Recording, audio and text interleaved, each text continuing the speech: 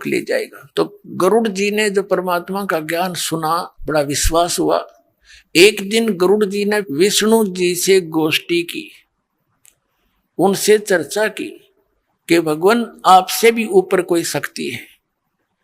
तो ये क्या होता है कि जैसे कोई भी किस पोस्ट पे है, उसके प्रशंसक सरूट मारणीय गणे हो जाते हैं। जैसे आपने शिवपुराण में सुना कि एक बार विष्णु जी और ब्रह्मा जी का झगड़ा हो गया, युद्ध हो गया। वो किस बात पर हो गए? ब्रह्मा जी कहता मैं तेरा बाप, विष्णु कहता मैं तेरा बाप। ऐसा भ्रम इनको हो जाता है। तो विष्णु जी ने जब ये बात सुनी, गरुड़ उनका वाहन है, नो समझ लो उनका ड्राइवर है एक किस्म से। जैसे कोई मुख्यमंत्री का ड्राइवर है, लेकिन मुख्यमंत्री को ज्ञान ना है भक्ति का तो अलग बात है, और ड्राइवर को ज्ञान है, और ड्राइवर ये कह दे उसको तो इस प्रकार समझो भी, और मुख्यमंत्री ना मानने वह अलग बात है, लेकिन परमात्मा से बड़ा कोई नहीं होता। तो ऐसे गरुड़ जी ने उनसे जिक्र किया तो विष्णु नहीं मानना, कहने लगे अच्छी बात करे तू। अब उसने क्या किया, हाँ ब्रह्मा से जाकर डिस्कस की पहले।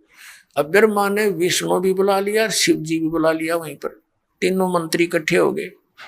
कहने लगे आज ये पता नहीं गरुड़ के भांग पी रहा है, नो कह तुमसे ऊपर कोई शक्ति है, तुम तो किसी का भला बुरा कर ही नहीं सकते, तुम किसी का प्रारब्ध में परिवर्तन नहीं कर सकते। वो कहने लगे वे ऐसी कैसी बात है, हम क्यों नहीं कर सकते गरुड़ जी? गरुड़ जी कहने लगे जी देखो बात सुनो। तो गरुड़ जी ने ध्यान लगा, परमात्मा ने सूक्ष्म रूप से बताया कि इनसे नो कह दे एक लड़का मर गया फलाने द्वीप में, और उसको जीवित कर दो, उसका समय नहीं आगे, उसकी मृत्यु हो चुकी, आगे प्रारब्ध में शेष सांस नहीं, उसके जीवन नहीं है। तो गरुड़ जी ने कहा कि मैं एक बालक लाता हूं जिसकी मृत्यु अभी हुई है, तुम उसकी आयु बढ़ा दो, मान लूंगा तुम सुप्रीम पावर हो। वो कहने लगे लाओ।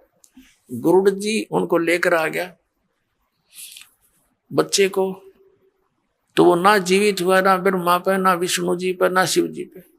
फिर वो गए अपनी माँ के पास, दुर्गा के पास। अब दुर्गा से कहा कि माता ऐसे ऐसे गरुड़ कहता है कि हमसे भी ऊपर कोई पावर है। तब दुर्गा ने कहा बेटा तुमसे ऊपर तो बहुत बड़ी पावर है। तो उसने कहा माता जी हमारी बेइज्जती हुआ है, आप इस बालक ने जीवित कर दो। वह न बोली ना भाई, ये हमारी पावर से बाहर की बात है, इसको तो वो पूर्ण परमात्मा परम अक्षर ब्रह्म वो कर सकता है, ये अपने बस की बात नहीं बेटा। तो कहते तीनों ने मुंह लटका लिया, रियावा से होकर उठ कर चले गए गरुड़ जी के पास से। तो कहने का भाव है पुण्यात्माओं, जब हम सच्चाई से परिचित होते हैं तब हमने इन भगवानों की समर्थता का ज्ञान होता है, और वो समर्थ हमारे लिए भटक रहा है। आज का जो समागम है ये इसी उपलक्ष्य में है कि वो परमात्मा सतलोक से आते हैं, अच्छी आत्माओं को मिलते हैं।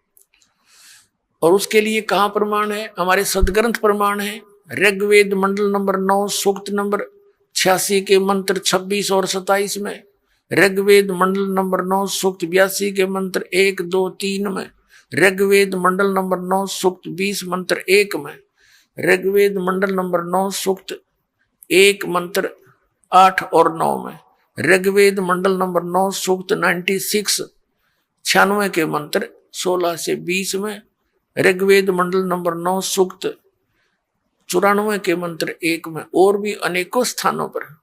इसका क्या निष्कर्ष है पवित्र ग्रंथ के मंत्रों का?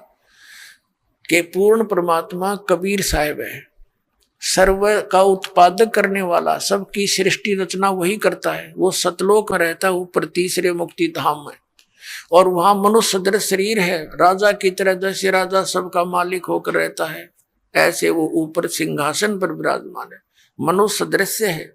वहां से गति करके आता है, चल के बहुत स्पीड से, इतनी स्पीड है उस परमात्मा की, मन की स्पीड भी फेल है उसके सामने। तो वहां से परमात्मा चल कर आता है, और फिर वो यहाँ आकर क्या करता है? अच्छी आत्माओं को मिलता है, और वो काल के जाल में फंसे हुए दलदल से निकालता है।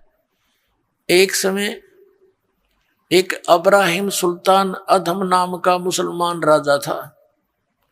बलक शहर का वो राजा था, बहुत ज्यादा उसकी संपत्ति थी, और पिछले जन्म का वो परमात्मा का हंस था। वो कौन था? पिछले जन्म में एक सम्मन नाम का मनियार था, उसकी पत्नी नेकी थी। और ये सम्मन और नेकी द्वापर युग में वाल्मीकि के घर में जन्म था। ये दोनों पति पत्नी ही थी और उनको परमात्मा मिले थे बालक रूप में, जैसे वो लीला करते हैं प्रत्येक युग में। तो उनकी उस सेवा के वश परमात्मा ने उनको फिर वहां आकर संभाला था। उसके बाद नेकी और उसका पुत्र सेव तो पार हो गया था, सम्मन नहीं हुआ था। तो वो सम्मन ने उस जन्म में बहुत ज्यादा पुण्य किए थे। ये कथा अलग से सुनाऊंगा कभी, आज विषय दूसरा है। उसने अपने पुत्र की कुर्बानी भी दे दी थी परमात्मा की सेवा के लिए। कबीर साहब ने उसको जीवित कर दिया था। फिर वो सम्मन पार नहीं हुआ, लेकिन उसने जो पुण्य किए थे, परमात्मा के संग रह करके कुछ दिन भक्ति की थी, उसके परिणाम स्वरूप वो अगले जन्म में एक नौ शेर खान नाम का राजा बन गया। और इतना कंजूस हो गया कि वो कोई दान करे नहीं और घनाए धन था। तब परमात्मा वहां भिखारी बनकर गए उस नौ शेर खान नाम के राजा के पास और कहा कि महाराज कुछ दक्षिणा दे दो।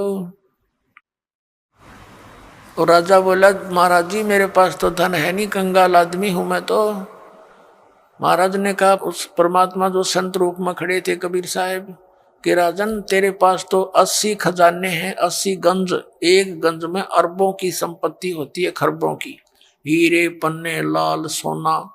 और उसकी 80 ध्वजाएं फरक रही थी। तो उनका अर्थ होता था कि राजा के पास 80 गंज खजाना है। तो परमात्मा ने कहा कि आपके ये झंडे और खजाने 80 गंज बचाए तेरे पास। नौ शेर खान ने कहा कि ये तो मैंने कोल्ले दबा रखे नीचे बाबा जी, लोगों को भ्रम बनाए रखने के लिए। परमात्मा बोले, अच्छा बेटा तेरी नीत से तो कोल्ले हो जाएंगे। यूं कहकर चल पड़े। अब राजा ने सोचा भी साधु की बात पार हो जाया करे। उसने खुदवा के देखा, नौकरों से वो सारे कोल्ले हो गए, लाल हीरे पन्ने जो भी थे। उसका तो कलेजा पकड़ लिया कति और नौकरों को भेजा कि संत को लाओ बुला के। और नौकर भागे कि महाराज जी आपको राजा बुलाता है, अगर राजा को गर्ज पड़े तो यहाँ आ जाएगा, ये बैठा मैं। वो नौकर कुछ भागे गए कि महाराज जी वो तो ऐसे ऐसे कह रहे हैं। वो नौ शेर खां राजा आप जा करके चरणों में गिर गया। परमात्मा ने कहा, भाई बात सुन, ठीक है। उसने प्रार्थना की, परमात्मा बख्श दो, मेरे से गलती होगी, मेरा धन वैसा ही कर दो। तो परमात्मा ने कहा कि इसमें से 80% दान करे तो तुझे वापस दे सकता हूं, वैसा ही कर दूंगा। अब जो आप कहोगे वैसा ही कर दूंगा। चल वापस आ गया। अब मेरे सामने कर, कंजूस कहीं फिर गलती कर दे। अब उसने देखा उसे फिर हो गया तो सोना वीर पन्ने कति। राजा ने फिर तुरंत भंडारे ला दिए, साधु संत भक्तों को हैं वो बांट दिए 80 गंज। परमात्मा चले गए और कहा दीक्षा ले, नाम दे दिया। ये तो मर मर खीर खिलाओ अपने बच्चों को। एक समय एक कथा सुनाता हूँ। ये आदरणीय मुलुकदास साहिब जी, ये अरोड़ा जाति में किसान थे, यानी खेती करते थे, बहुत बड़े जमींदार थे। और परमात्मा कहते हैं, जो जन मेरी शरण है ताका हूं मैं दास, गेल गेल लग गया फिरूं जब तक धरती आकाश। और 100 छल छिद्र मैं करूं अपने जन के काज। अपनी प्यारी आत्मा को इस दलदल से निकालने के लिए 100 छल छिद्र करता हूं, पता नहीं के वेश बना कर भटकता हूं। एक नगर में परमात्मा सत्संग कर रहे थे। ये समय समय पर आकर भक्ति जीवित कर जाते हैं दाता कबीर साहब। उसी नगर में मुल्कदास के गांव में 5-4 सेवक थे, गरीब गरीब व्यक्ति। और परमात्मा उनके घरों में रुके हुए थे, सत्संग करते थे। भगत कहते थे, जी कल हमारे भोजन करना। 1 हफ्ते के लिए रोक लिया। 5-7 भगत परिवार थे। तो परमात्मा जिस भी घर में जाते उनका उद्धार करने के लिए, उनके कर्म बनाने के लिए, तो सब भगत ये सोचते गुरु जी आए हैं, अच्छा सा अच्छा भोजन करवाऊं, यानी खीर बनावें, हलवा बनावें। तो वो चौधरी साहब जो मुल्कदास जी थे, नंबरदार गांव के चौधरी 1 नंबर के, जैसे आजकल सरपंच होते हैं, उस समय नंबरदार की इतनी प्रभुता होती थी। वो तो सुबह सुबह घूमने जाता या घूम कर जंगल से वापस आता खेतों से, तो उधर से क्या होता, गरीब के घर में परमात्मा विराजमान थे और वहां हलवा चढ़ा दिया। हलवे में पात डालें जब कड़े में, तो मैघ दूर तक जाया करे। अब उस मलुकदास जी ने पूछा, रहा क्या हो रहा भाई यहाँ? जी हमारे गुरु जी आए हैं और आओ आप भी भोजन पा लो। उसने देखा भाई एक आदमी बैठा है, ये तुम्हारे गुरु हैं? कहा जी। वो चला गया। फिर दूसरे दिन दूसरे के घर में, अरे क्या हो रहा है भाई यहाँ पर? आज यहाँ हो रही है कुछ चढ़ चढ़ सी। तो उन्होंने बताया कि जी हमारे गुरु जी आए हुए हैं। तो कुछ लोग कहने लगे उस मुल्कदास को कि भाई नंबरदार, गांव में एक ठग आया हुआ है, इन श्रद्धालुओं को लूट रहा है, अच्छे बढ़िया खीर हलवे खाता है और भाई काम करता नहीं, नबी लूट रहा है। वो मुल्कदास वैसे तो भगत आदमी था, लेकिन यह चौधर बहुत बुरी होती है प्रभुता। जाके जिस भगत के घर वो रुके हुए थे परमात्मा उस दिन, अब वो मुल्कदास जाकर के उस घर में प्रवेश हुआ जहां परमात्मा विराजमान थे। और परमात्मा कबीर जी से कहने लगे, ए भाई आप कौन हो और यहाँ क्या कर रहे हो? परमात्मा के बोलने से पहले ही जो भगत था जिसके रुके हुए थे, दो चार भक्त और बैठे थे, खड़े होकर कहने लगे, चौधरी साहब ये हमारे गुरु जी हैं और सत्संग करने आए हुए हमारे यहाँ। कहने लगे, भाई तू करके क्यों नहीं खाता है? अच्छा हट्टा कट्टा दिखे तो दुनिया को मूर्ख बना रहा है, अपना करके खाया कर। तो परमात्मा कहने लगे, भाई मुझे तो बिना करे मिल जाए, चौधरी साहब मुझे तो बगैर काम किए ही दे रहा है भगवान। तो मुल्कदास कहने लगा, तेरे को बिना करे दे रहा है, मुझे क्यों नहीं देता भगवान? कि आपको भी दे देगा यदि आपको विश्वास होगा और उन क्रियाओं को करोगे जिससे भगवान बिन मांगे भी देता है। तो वो कहने लगा, क्या तेरा भगवान मुझे आज रोटी दे देगा? हाँ जी दे देगा, क्यों नहीं, विश्वास करो। बोला अच्छा, अर्जन ना दी तो सजा देख ले, फिर मैं तेरे को अपने खेतों में रखूंगा मजदूर बना के। और परमात्मा बोले, जैसे भगवान ने तेरे को आज रोटी दे दी तो क्या करेगा? कि मैं तेरा चेला बन जाऊंगा। परमात्मा बोले, भाई ठीक है, पर याद रखिए इस बात ने, पक्का हूं भाई वचन का मैं। मुल्कदास जी बोले, मुल्कदास जी का खेत थे पूर्व में, उसका अपना खेत था पूर्व में, और चला गया पश्चिम में दूसरे गांव की सीमा में। वहां एक पेड़ के ऊपर बैठ गया जाकर, अब देखूंगा यहाँ मैंने कौन खाना खिला देगा। अब क्या हुआ, ये गडरिये होते हैं बकरी भेड़ पालने वाले, उनका कोई त्योहार था। उन्होंने सलाह बनाई कि भाई इस वृक्ष के नीचे खीर बना लो। एक आधी गाय भी उनके साथ थी लागड़े। हम इतने बकरियां चराते हैं, वो बकरियां चराने के लिए, गाय चराने के लिए आगे को ले गए काफी दूर, और एक दो भगत की सेवा लगा गए। वो वहां उसी वृक्ष के नीचे खीर बनाने लग गए। उन्होंने लकड़ लुकड़ तोड़ कर चूल्हा बनाकर और वो खीर बना दी। खीर बन चुकी थी, इतने में क्या देखा उन्होंने कि कुछ घोड़ों पर व्यक्ति आ रहे हैं, दूर से धूल उठ रही है, तेजी से दौड़े आ रहे हैं। उनको पता होता था जंगली लोगों को कि इस तरह की जब कोई आता है वो डाकू होते हैं। वो भाग के डर के बनी बनाई खीर छोड़कर वो वहां भाग गए अपने मित्रों के पास, जहां उनके दूसरे बकरियों वाले थे। तो उधर से वो घोड़े वाले आके, बड़ा बढ़िया वृक्ष था उसके नीचे वो खड़े हुए, रुक जाओ थोड़ी देर यहाँ। एक कहने लगा, इसमें क्या बना रहा है, ये क्या है देखियो। उनका सरदार बोला, एक डाकू नीचे उतरा, जी इसमें तो खीर है।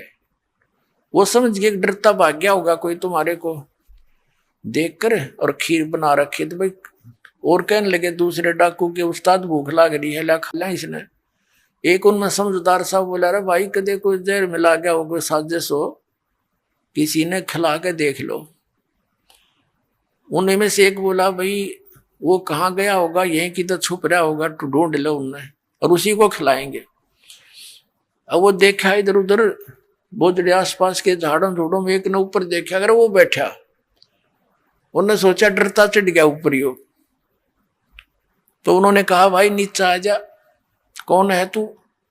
वो कहने लगा ना मैं नहीं आऊं नीचे। उसने नहीं ना बेरा था डाकू है, उन्होंने सोचा कोरा चलते होंगे। उनका शक हो गया कि भाई ये गड़बड़ है कुछ ना कुछ, नीचे क्यों नहीं आता? नीचा अब है तेरे मारे गोली। जब उन गोली दिखी, जब आप शट दे ही नीचे, मारेंगे तो भाई। 1 मिनट में नीचे बैठ गया, बोलो जी अब ये खीर खा। उसने एक गाल के थोड़ा सा ढक्कन सा था, उसमें खीर गाल दी, अब खा इसने। बोला कति नहीं खाऊं। अब वो उसकी प्रतिज्ञा टूटे, नू नाटे। उनका पक्का शक हो गया कि बदमाश कुछ ना कुछ गड़बड़ कर रहा है इसमें। 2 मारे जूत और लात मारी, खा बैठ के। अब उसने सोचा ये गढ़ेंगे और गड़ा पीटेंगे। उसने वह खा ली और खा के एक मारी लात, या 1 घंटा बैठाए रखा, अब मरेगा तो मर लेगा। जब देखा ठीक ठाक है, उसने कहा जी वैसे कोई और बात थी और ये तो कोई और बनावा थे, वो भाग गए डर के। तो बोला तो भी भाग यहाँ से, उसका मारी लाते को भाग लिया। फिर उन्होंने खीर खाई या ना खाई दूसरी बात। तो उसने जब वो देखा कि ये तो डाकू है और उनने मारे उसका लात, वो घना डर गया मलुकदास। अर्नो करे कबीर साहब को, हे फलाने के गुरुजी जिसके घर में वो रुका हुआ था उसका नाम लेके ए धनपत के गुरुजी आज मेरी जान बचा दे, मैं तेरा चेला बनूंगा पक्का। अब मालिक ने उसकी फटक भी काटनी थी और वो वहां भी भरवानी थी। तो उसके नो पक्की जचगी, आज इस गुरुजी के कारण मेरी जान बची है, ना तो सीधी मारे गोली न किसका डर हो से भाई। तो वहां से लेकर सीधी सुरती लाई उसने, जान बची लाखों पाए और परमात्मा के चरणों में आकर गिर गया और बैठ के नो रोए। परमात्मा बोले चौधरी साहब भगवान ने कुछ करी सेवा? नो कहने लगा जी आपका भगवान तो मर मर खीर खिलाता है, मेरी जान बची, ऐसे सारी कथा सुना दी। तो परमात्मा कहते ये सब खेल हमारे किए, हमसे मिले सो निश्चय जी। अब जो प्रसंग चल रहा है वही आते हैं। अब परमात्मा ने उस 9 शेर खां बादशाह से कहा कि सारे बाट और यहीं बैठा हूं, ना तो तेरी और भी गड़बड़ हो सकता है तेरे घर पे। उस डरते न वो सारे 80% खजाने बांट दिए, धर्म कर दिया और नाम ले लिया। अब नाम ले लिया, जब किसा उद्धार किया उस प्राणी का राम। तो इस नरक ने इकट्ठा करते हैं सारा जीवन, माया जोड़ ले बैंक भर दे, 1 मिनट में मर जा। फिर अगर आपके बच्चों को आप परमात्मा की शरण निश्चिंत होकर जाइए, आप जब सतलोक दान का समय आवे वो आपके बच्चों को हाथों पर रखेगा, चिंता नहीं करनी होगी।